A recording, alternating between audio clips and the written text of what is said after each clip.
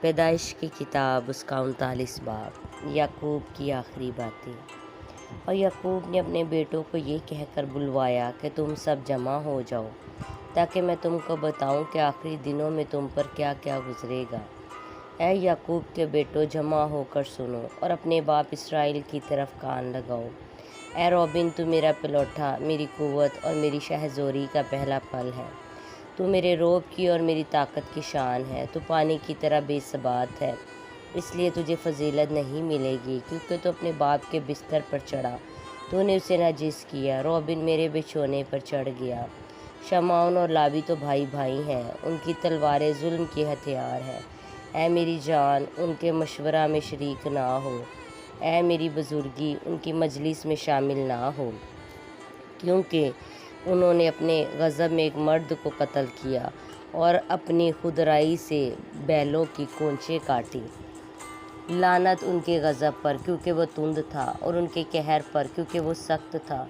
میں انہیں یعقوب میں الگ الگ اور اسرائیل میں پراکندہ کر دوں گا۔ اے یہودا، تیرے بھائی تیری مدح کریں گے، تیرا ہاتھ تیرے دشمنوں کی گردن پر ہوگا، تیرے باپ کی اولاد تیرے آگے سرنگوں ہوگی۔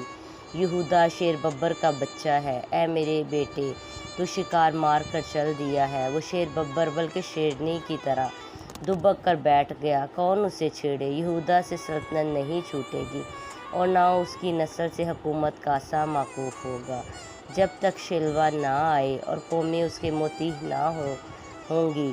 وہ اپنا جوان گدھا انگور کے درخت سے، وہ اپنی گدھی کا بچہ اعلیٰ درجے کے انگور کے درخت سے باندھا کرے گا۔ وہ اپنا لباس مے میں اور اپنی پوشاک آب انگور میں دھویا کرے گا۔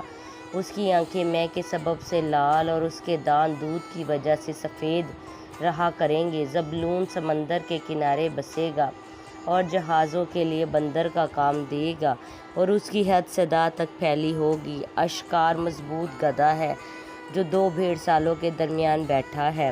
اس نے ایک اچھی آرام گاہ اور خوشنما زمین کو دیکھ کر اپنا کندھا بوجھ اٹھانے کو جھکایا اور بیگار میں غلام کی طرح کام کرنے لگا۔ دان اسرائیل کے قبیلوں میں سے ایک کی مانند اپنے لوگوں کا انصاف کرے گا۔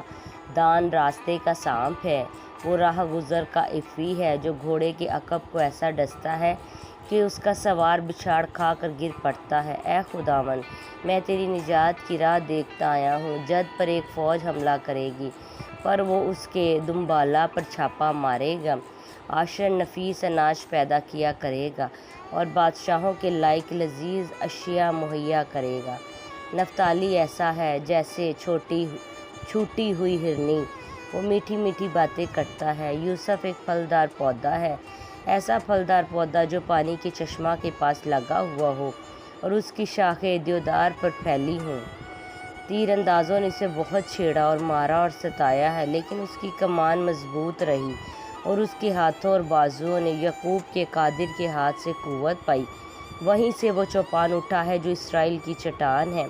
یہ تیرے باپ کے خدا کا کام ہے جو تیری مدد کرے گا، اسی قادر مطلق کا کام جو اوپر سے آسمان کی برکتیں اور نیچے سے گہرے سمندر کی برکتیں اور چھاتیوں اور رحموں کی برکتیں نازل کرتا ہے۔ تیرے باپ کی برکتیں تیرے باپ دادا کی برکتوں سے کہیں زیادہ ہیں اور قدیم پہاڑوں کی انتہا تک پہنچی ہیں۔